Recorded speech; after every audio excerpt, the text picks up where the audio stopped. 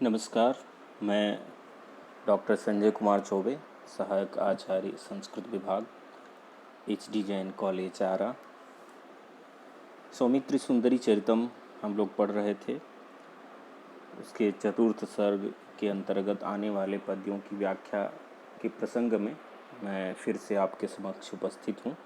पद्य व्याख्या का ये 7वां भाग है, जिसमें आपको 3 पद्यों की व्याख्या यहाँ पर प्रस्तुत होगी। अभी तक हम लोगों ने ये पढ़ा था कि उर्मिला कह रही हैं लक्ष्मण से कि जब राम और सीता दोनों प्यासे होंगे तो हम दोनों के दोनों क्या करेंगे, घने अंधेरे में भी घड़ा और छोटी कलसी लेकर के चलेंगे। आप आगे होंगे और मैं आपके पीछे होंगी। इसके बाद 19वें पद्य से देखते हैं। सरित्तटाद्वारि तुषारशीतं पर्णोटजे भाजनयोर्गृहीत्वा त्वं स्वामिने पत्रपुटेन पातुं प्रयच्छ देव्यै च ददामि तूर्णम्। सरित्तटाद्वारि तुषारशीतम अलग अलग करेंगे तो सरित्तटाद्वारि तुषारशीतम पर्णोटजे भाजनयोर्गृहीत्वा त्वं स्वामिने पत्रपुटेन पातुं प्रयच्छ देव्यै च ददामि तूर्णम्। ये सारे के सारे यहाँ पर पद स्पष्ट हैं, कोई बहुत संधि से युक्त नहीं है। एक है सरित, तटात संयोग ही है, तटात वारी, तटाद वारी हो गया। तो यहाँ पर उर्मिला कह रही हैं कि तुषार शीतम, तुषार शीतम, तुषार मतलब हिम की तरह, शीत यानी ठंडा, हिमवत शीतलम, ठीक है, हिम की तरह, बर्फ की तरह ठंडा। वारी, वारी यानी जल, नपुंसकलिंग है। कहाँ से? तो सरित तटात, नदी के तट से। सरित तटात तुषार शीतम वारी, वारी का विशेषण है तुषार शीतम यानी बर्फ की तरह ठंडा पानी। पर्णोटजे, पर्णोटजे मतलब पर्णकुटी कहते हैं, पत्ते से बनी हुई जो उटज है, कुटिया है, उसमें। भाजनयोर गृहीत्वा, भाजनयोः और गृहीत्वा ये अलग अलग पद हैं। भाजनयोः मतलब 2 पात्रों में, सप्तमी द्विवचन का रूप है। भाजनयोः 2 पात्रों में, गृहीत्वा लेकर के, यानी बर्फ की तरह ठंडा पानी नदी के तट से हम लोग कुटिया में ला करके क्या करेंगे? त्वं स्वामी ने, आप स्वामी के लिए देंगे। किस लिए? तो पातुम, पीने के लिए। किस चीज़ से? तो पत्रपुटे ना, दोना, जिसे कहते हैं ना पत्ता का जो दोना होता है उसको पत्रपुट कहते हैं। पत्र निर्मित जो पुटक है, दोना है, उसमें आप देंगे। आप स्वामी ने यानी राम के लिए पीने के लिए देंगे पानी, और प्रयच्छ मतलब दीजिए, और देव्यै च ददामि तूर्णम, तूर्णम मतलब शीघ्रम, मैं जो है शीघ्र ही मैं देवी के लिए, देवी यानी सीता के लिए प्रदान करूँगी।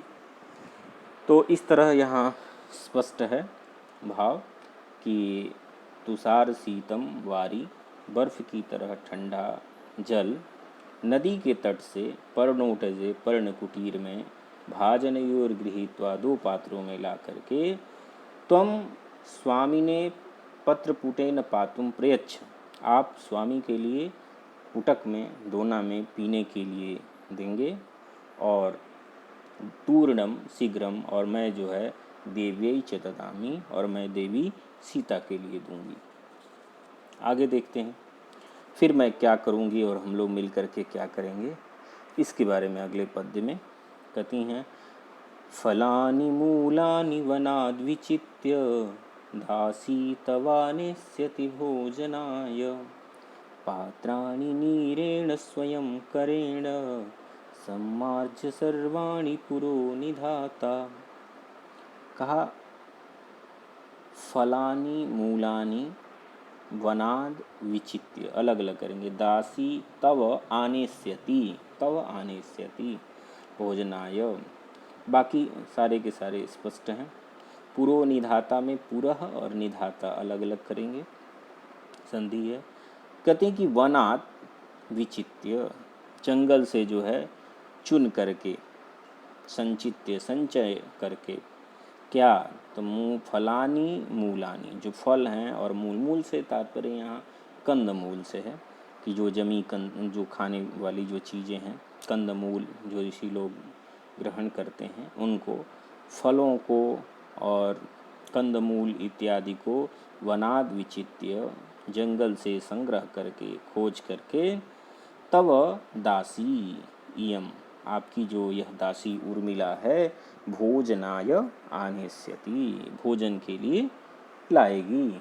वहाँ पर स्वाभाविक सी बात है कि वहाँ जंगल में जो आहार होगा वह कंदमूल फल ही होंगे। ऋषि व्रत का पालन करना है तो वहाँ का भोजन कंदमूल फल ही होंगे, तो उनको मैं जो है खोज करके, चुन चुन करके, यह दासी जो उर्मिला है, तव यानी आपकी, वो भोजनाय आनेष्यति, भोजन के लिए लाएगी।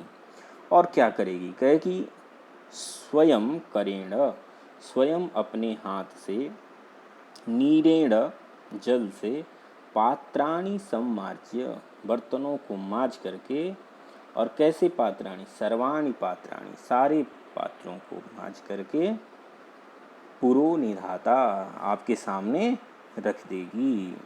ठीक है, यानी कोई भी काम आपको करने नहीं देगी, ये उसका तात्पर्य है कि जंगल से कंद मूल फल लाना हो, उस स्थिति में भी मैं जाऊंगी, दासी हूँ आपकी, और सारी की सारी जो है कंद मूल फल की आवश्यकता होगी उसे चुन के लाऊंगी, और जो बर्तन जूठे होंगे उनको स्वयं करेण, अपने ही हाथों से, नीरेण जल से, सर्वाणि पात्राणि सम्मार्ज्य, सारे पात्रों को माज करके, पुरो निधाता, आपके समक्ष में रख दूंगी। बहुत ही सामान्य पद है और इसमें बहुत विशेष कुछ कहने के लिए नहीं है, जैसा आप पद से ही स्पष्ट समझ जाएंगे। फिर उसके बाद आगे हम लोग चलते हैं।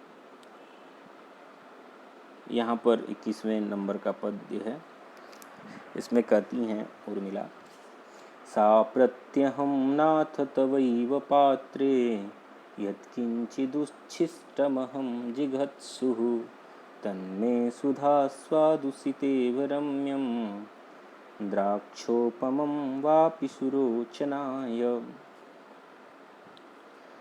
यहाँ पर कहती हैं कि शा नाथ, मैं आपकी वहीं जो है उर्मिला, प्रत्यहम प्रतिदिन, नाथ हे नाथ, हे स्वामी, सा मैं आपकी वहीं, कौन, उर्मिला, क्या करूँगी, तवैव पात्रे, पहले जिघत्सु, सा मैं और कौन कैसी हूँ, तो कहा जिघत्सु हूँ।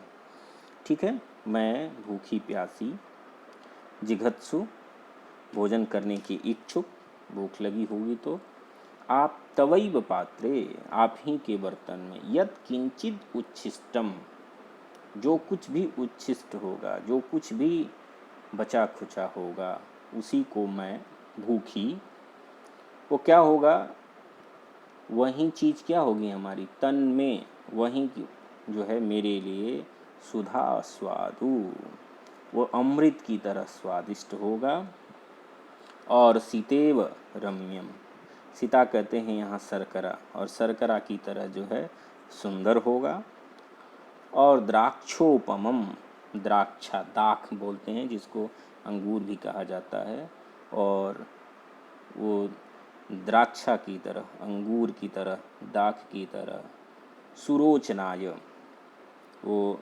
सुस्वाद जनन वाली जो चीज़ है, जो आनंद, सुस्वाद, स्वाद को पैदा करने वाली होगी, वो जो है सारा का सारा वो उच्छिष्ट भोजन ही हमारे लिए वो द्राक्षा तुल्य होगा, शर्करा के समान होगा, और अमृत के समान होगा, और उसी को मैं जो है ग्रहण करूँगी, ये उनका भाव है।